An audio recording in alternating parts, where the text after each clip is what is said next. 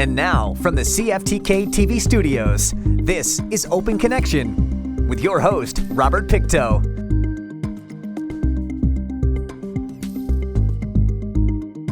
Welcome to Open Connection. I'm your host, Robert Pictou. Our show today comes to you from the traditional and unceded territory of the Gitxsan people. Food sovereignty is a right of peoples to healthy and culturally appropriate food produced through ecologically sound and sustainable methods, and their right to define their own food and agricultural systems. We begin today's connection with Chef Nephie Craig. I'm from the White Mountain Apache tribe, and we're in the Western Apache group. So with the Western Apache group is in Arizona, and there's Tonto Apaches, Yavapai Apaches, San Carlos Apaches, and us, the White Mountain Apaches. And then out in New Mexico, Texas, down in New Mexico, there's other bands of Apaches. So real distinctly, that's who we are. But generally, most people just kind of categorize all Apaches as the same, but that's not the case. So climate, language, traditions, all those things are really different. And as far as the Navajo and Apache languages are similar, but cultures are very different also. So it just depends on kind of how you see it or kind of where you grew up. You'll know the difference right away, but the language is very similar. Some of my earliest food or cooking memories are from when I was really young. I think it was like preschool. I had a teacher in a class that was teaching us to bake muffins. And one of the things she told us in the group was like, cooking or baking is like art and science. And for some reason that really stayed with me, you know what I mean? And so all my life, over and over, cooking has been proving to me that it's true, art and science. And so then early on when I was young, our family, my great-grandfather, Joseph Carly Ivins, he picked up agricultural techniques when he was at the Carlisle School on the East Coast, the old boarding school. And he came back and started a garden in Apache land. And this is this is way before any farm-to-table food sustainability trends or necessities. The farm was just strictly to help feed our families. And so my grandpa had a little garden down by the river, and so I would help weed and play around and eat and help harvest. So those two kind of early memories. And then my mom also had a little planting in our backyard. So food was just kind of always there. And I was always like cooking with my mom, baking with my mom. I used to bake my father was away for a while when I was little. And so we would, my mother and I would bake brownies and cookies and bag them up. And I load them in my wagon and sell them on the street in the res. And it was early on learning to make money by using my hands and doing something I thought was really neat. And so those are like my earliest interactions with food as a child. And it just kind of stayed a theme throughout my life, you know what I mean? And so when I got older, when I got out of high school, it was either like I wanted to do something like with English language, creative writing, photography, or art, or science. But I didn't do any of those. I decided to go to cooking school out of necessity, because I just kind of looked at my life and just thought like, what have I been doing the longest? And I just, it was either skateboarding or cooking. So I decided to go to a cooking school, and the world has kind of opened up after that. See, I'm in northeastern Arizona. When I'm growing up, the Navajo Nation is where I got out of high school at. And so the nearest big city is Phoenix. So I had to pack up my gear, and I wanted to get out of my parents' house. So I left, and I went down to the valley to just get a job and take a year off, right? But that didn't happen. So I got into some trouble, and I had to make a decision, and I chose to go to cooking school. And so it was at a community college in Scottsdale. And the culinary program was all fundamentals and basics, but I wasn't on tribal scholarship, and I had to pay rent. So I was real lucky that I found my first cooking job was actually a really good cooking job, and I had no idea. I just think all kitchens are like this, but I know now that all the chefs I was working with were really experienced. They traveled a lot, they'd done a lot of different things, and they did a majority of everything from scratch.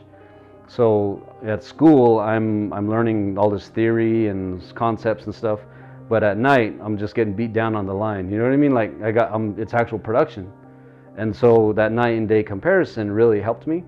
Then I broke my ankle skateboarding, so I had to make a choice of either paying the bills or staying in school, and I chose to keep working because I was learning much more at work than I was at school, and a faster pace. And I understood that it was a trade or an industry or a vocation where you could climb the ranks without a degree, right? Like construction. So that's a choice I made out of necessity then. But ever since then, it's just been all on the job. I've done other types of training and education, but that's how it began for me. Open Connection will be right back after these messages. And now, from the CFTK-TV studios, this is Open Connection with your host, Robert Pictou. Thanks for staying with us. Chef Nephie Craig leveraged his twin passions for cooking and indigenous food sovereignty to heal himself from substance abuse. Today, he uses his personal experience and his kitchen to support other indigenous people who are recovering from addictions. Let us return to the conversation as Chef Craig shares some surprises he had in the kitchen. I think probably how difficult it was and how fast-paced it was. It was really difficult from the start. Not just hands-on, but moving, heavy equipment, all kinds of different things, being a part of a team. See, I wrestled in high school and I played football in high school. So to me, I had this comparison for the rigors, right? And being on your feet 10, 12-hour days and all that. So, and being a skater, you know what I mean? I was used to getting hurt and, all these different things. So to me, I really liked the aggression of the kitchen, but it was harder than I thought. Not just the physical labor, but also the intellectual journey to understand what the chefs are saying, to go through the hazing, to be introduced to kitchen racism, you know what I mean? Kitchen aggression, kitchen oppression, kitchen stereotypes, you know what I mean? Cultural stereotypes. It all just kind of came happening all at once. So that's how I learned a lot on the job about the culture of cooking, The first chef I worked for was named Chris Olson, and he had worked and trained in all kinds of different places in the country, and he had kind of gone through the classical route too. And so he was a really great chef, and his sous chef was also a good chef too. And so when I say they had traveled, they had left America, they had done things around the world, and they had seen and stuff, and a lot of what they were doing was from scratch cooking. So that's the ideal, right? And so I didn't know that then.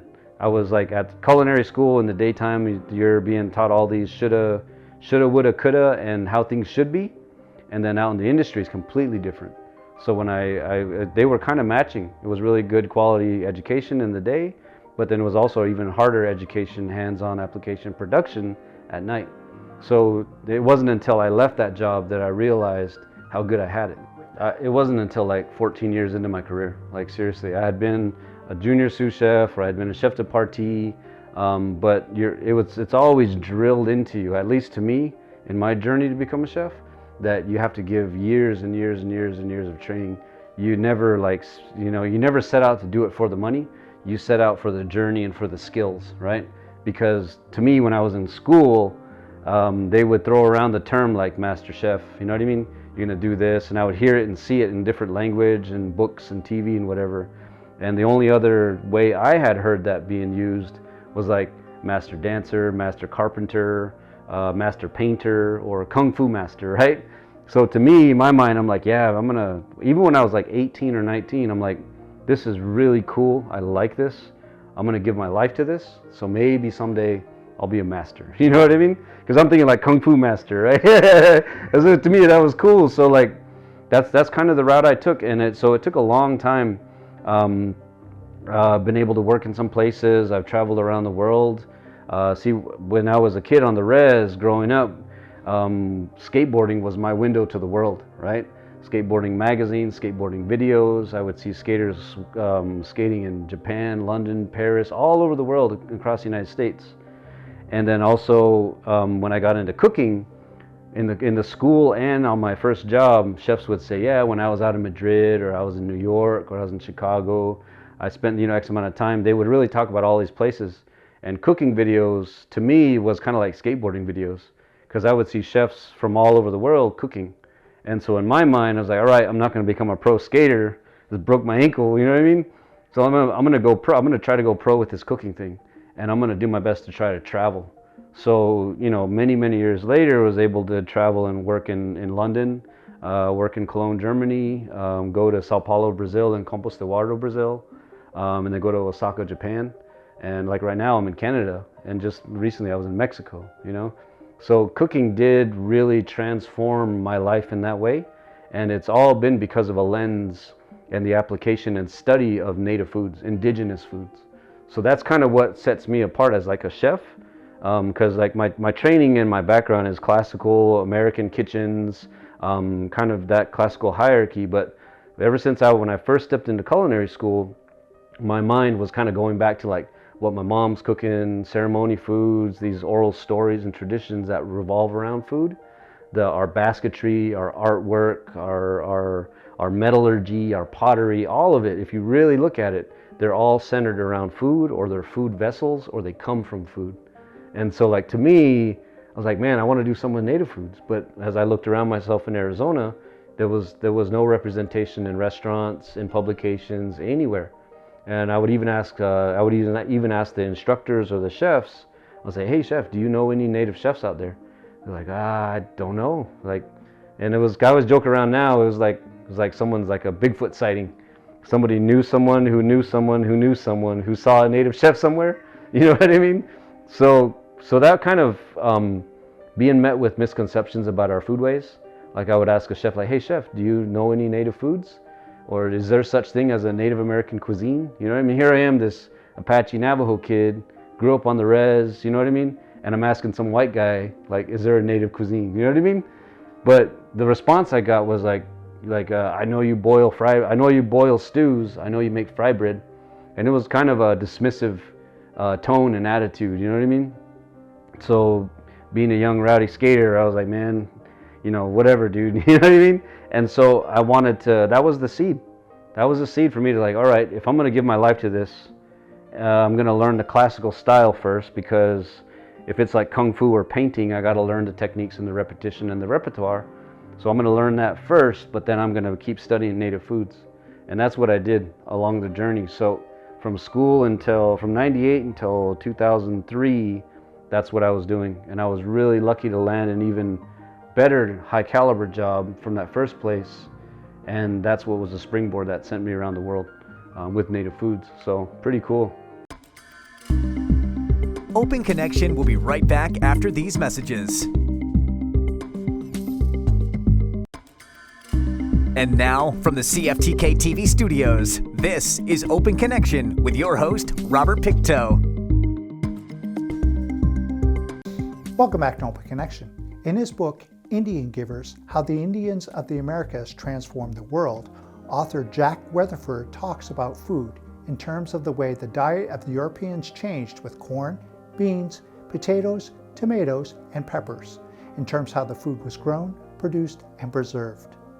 Let us return to the conversation as Chef Craig talks more about food sovereignty. What the journey has taught me, like what I really love and appreciate about native foods, and why I'm really adamant about sharing the message that I've received through it, is that our indigenous foods, our plants, our animals, our wild foods, and our indigenous cultivars, they all give a really honest picture of indigenous history. They prove indigenous science, they dispel indigenous anthropology written by non-natives. They pushed aside all that jargon that we muddled through to try to find identity, because like the migration patterns of like potatoes, quinoa, the domestication of like corn, beans, squash, chocolate chilies, the list goes on. They tell a really genuine, honest picture that can be proven with science, right? And so to me, the foods really tell us about who we are. And as I was going in that journey to understand the foods, it was the foods that brought me to the doorstep of decolonization. It wasn't academia. It was the native foods that brought me to the doorstep of resistance and rebellion and reclamation. It was native foods that brought me to historical trauma. You know what I mean? It was native foods that brought me to all these really heady concepts. And to me, along the journey, it was a lot of heartbreaking information too. Because on one side, there's this whole kind of grandiose classical style of cooking and cuisine that dominates the world. And you learn more about the food system and that its fragility, but then what's holding up the food system is an abundance and this huge legacy of indigenous ancestral intelligence, from farming, agriculture, mathematics, engineering, aquaponics, all this amazing stuff that just gets pushed to the side and buried under all this colonial violence and histories of trauma and violence is. So to me, it's really neat that when you follow the foods, you get a clear representation of who we are as Indigenous peoples. It's place-based, it's sustainable, and it really, really hits at the heart. And to me, as a practitioner, as a chef or a cook, that information, that even though it was heartbreaking, it gave me more fire, more push. It made me want to learn more. It made me want to liberate more minds. It made me want to connect with more people. And it made me want to amplify the story and the power of Indigenous, vitality. And so that's kind of what I try to communicate now when I cook. I try to share these food facts. I try to highlight the Indigenous science that's right out in the soil. These traditions that come with us, that are passed down, that they are extremely powerful, and they are a way to strike back at colonialism. They are a way to strike back and reclaim and revitalize, because the information, as cooks and chefs, we say that the excellence is in our hands with what we learn, because an ingredient needs very little, and we can make things shine with the techniques we know. And so to me, when I look at us as Native peoples, it's very similar. The excellence and the power is in us. It's in our genetic coding. It's in our relationship to the landscapes. And all we have to do is just coax it out of each other. You know what I mean? By interacting, cooking together.